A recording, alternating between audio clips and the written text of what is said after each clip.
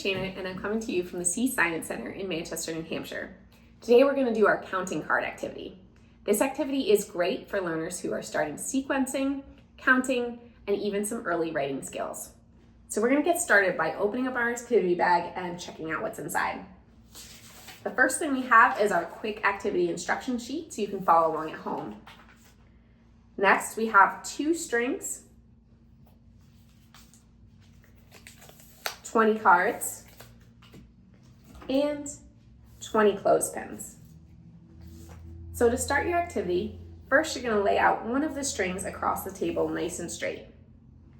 You're then going to have your learner find the 1 card. You're going to place that card on the string, have your learner grab a clothespin, and clip it to the card. Now this act of using your clothespin and pinching is going to work on manual dexterity and going to help with future writing skills. We're going to start out by just doing cards 1, 2, and 3.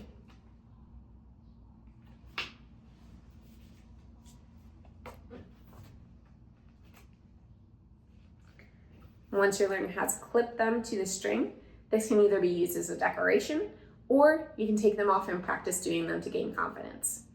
Now after you've mastered 1 to 3, you can go 1 to 5 and 1 to 10, and eventually all the way up to 20. Now there are a couple ways that you can extend this learning activity.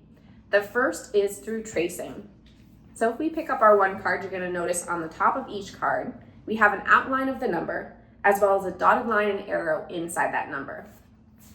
So you can place the card on the table and have your learner use their finger to trace the arrow and dotted line. And this is going to help with those early writing skills. The second extension to this activity is counting.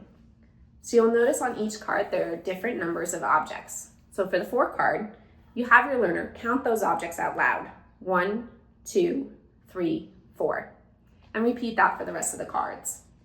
The final extension of this activity is that these cards can be used like traditional flashcards. You can either use them with your learner or have your learner work independently. This has been the counting card activity, and we hope you see you again on the next C STEM Kids.